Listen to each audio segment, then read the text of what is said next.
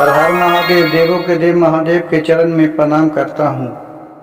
दुर्गा माँ के चरण में प्रणाम करता हूँ। सरस्वती माँ के चरण में प्रणाम करता हूँ। गणेश भगवान के चरण में प्रणाम करता हूँ। गुरु भाई गुरु बहनों के चरणों में प्रणाम करता हूँ।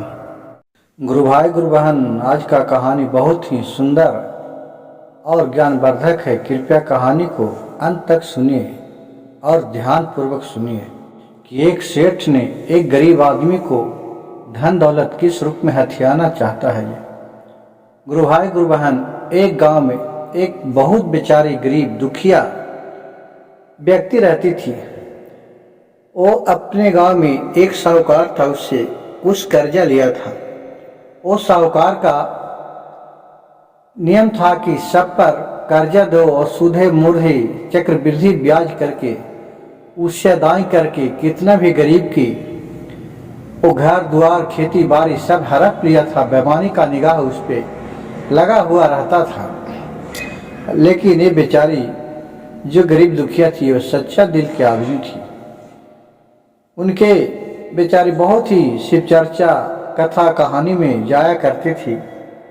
जहाँ भी भोलेनाथ की चर्चा होता था वहाँ जाया करती थी और भोलेनाथ पर ही बहुत अटूट विश्वास रखती थी।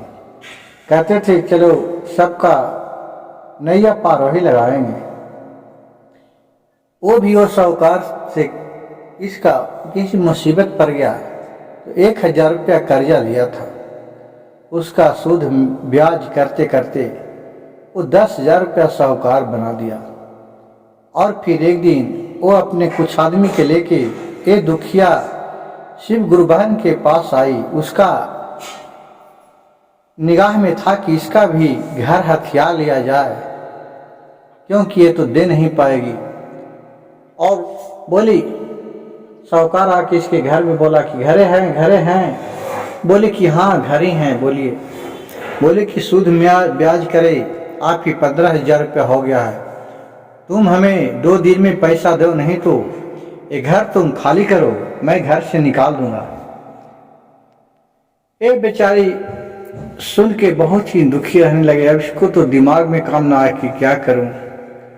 ये जाके अपने भोलेनाथ के मंदिर में सर पटकने लगे। बोले कि हे प्रभु, आप नया जुगाड़ बताइए, रोजी रोजगार में भ्रांति दीजिए। कहूँ आप ही इसका नैया पार लगा सकते हैं। मैं आपको पर सदैव बहुत ही अटूट विश्वास किए हैं। इतना दुख मजूरी जो भी करते हैं उसमें आपको कहीं भी रहते हैं, सुबह उठ के आपको 3 मंत्र का जाप करना नहीं भूलती हूँ। और बेचारी बहुत ही सच्चे दिल की आदमी थी। इनका गुहार भोलेनाथ सुन लिए और फिर रात में आए तो सपना देख रहे। भोलेनाथ ने सपने में आके दिखाए कि जाओ, तुम्हारे जो खेत है वो खेत में तुम करोगे, उसमें आपको दादा ने, आपको 10 ससुर ने चोर के डर से पैसा रखा है गार के, वो पैसे को आप खोद के निकाल लो। सुबह में उठे वो अपने पति से बोले, देखिए ना, मैंने तो सपना देखे हैं कि रात में अच्छा मेरे खेत में कुछ गारा हुआ है, मेरे 10 ससुर ने गारे हैं। वो भोलेनाथ सपना देख कि जाके निकाल लो। तो उसके पति ने बोले कि ये सब तुम बकवास की बात करते रहती हो, कोई अपना सपना कोई नहीं होता है, ये सब फालतू का बकवास करती है। क्या भोलेनाथ तुमको सपना देख के हमको 10 ससुर ने गार दिया? इतना भोलेनाथ का तुम पर विश्वास है? तो बोले कि हाँ जी, हम पर विश्वास है भोलेनाथ पर, आप एक बार चलिए। तो उसका पति नहीं जा रहे थे। लेकिन गुरु भाई गुरु बहन, आजकल के चाहे पहले की पत्नी जिद्दी बहुत रहती है। पत्नी के आगे पति बेवश हो जाता है। वो ले गया जबरदस्ती अपने पति को भी चपार और रामा लेके, और खेत में अपने 1 कट्ठा खेत था उसको में खंडवाने लगे और अपने भी कोरने लगे। कोरते कोरते पूरा शाम हो गया, कन्हू नहीं बचा मिला। 1 डेग और बचा, तो बोला कि चलो इतना कोर के अब चलते हैं। चलो नहीं मिला। खूब पति थे जो अपने पत्नी पर खूब गुस्सा कर रहे थे, दोनों खूब लड़ने लगे, बात बात में लड़ते रहते थे, लड़ने लगे कि तुम तो मेरा परेशान कर दिया, कहाँ मिला। फिर एक डेगाव था कोरने के लिए, तो उसको भी कोरे तो ध्यान से एक गगरा था उसको बजा, उसको फिर निकाला तो देख रहा है, देख के तो पहले डर गया कि इसमें सांप है क्या है। फिर उसको एक डंडे से अलग किया, निकाल के रखा तो देख रहा है कि उसमें गगरा में तांबा का गगरा है, उसके अंदर खाली सोना का सिक्का भरा हुआ है। फिर वहां से अपना बेडूबे घर में लाए। अब इसका साहूकार था जो जिसका मन में कपट था कि इसका खेत घर है जो आज हथिया लूंगा, और वो बोला कि ठीक है। ये आया सवेरे सवेरे, अब एक बोला कि अभी क्या करूं, अब इतना पैसा के हम क्या करूं। तो पति और पत्नी बोला कि क्या करेंगे, हम लोग इससे कोई अच्छा काम करेंगे, कोई दुकान दौरी खोल देंगे, और फिर जो पैसा बचेगा उससे भोलेनाथ के मंदिर बनवा देंगे, और जिससे उधार बाकी लिए हैं उसको दे देंगे, और बाकी जो भी दुखिया गरीब आएगा उसको हम लोग मदद करेंगे। कहा कि ठीक है। दोनों बात कर रहा था कि उधर से फिर साहूकार अपने दो आदमी लेकर के और दरवाजा पर आया, खटखटाने लगा। फिर उधर से केवाड़ी खोला तो देख रहा है कि साहूकार जो कर्जदाता है वो आ गया पैसा मांगने के लिए। बोला कि पैसा हमें वापस दो, नहीं तो तुम घर से निकल जाओ। कहे कि नहीं नहीं दे देता हूँ, आइए अंदर बैठिए। अंदर बैठे।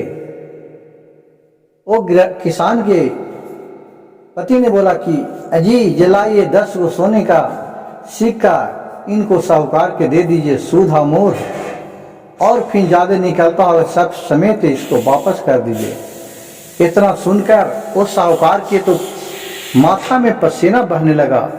है इसके पास, ये भिखारी के पास सोना का रुपया कहाँ से आया। एक लग रहा है कि कहूँ डाका डाला है क्या, मन में सोचने लगा। जब तक उसका पत्नी ने 10 गो सोने का सिक्का ला के साहूकार के दिया, उसे देखकर साहूकार के मन में आ गया कि इतना पैसा ही लाया कहाँ से।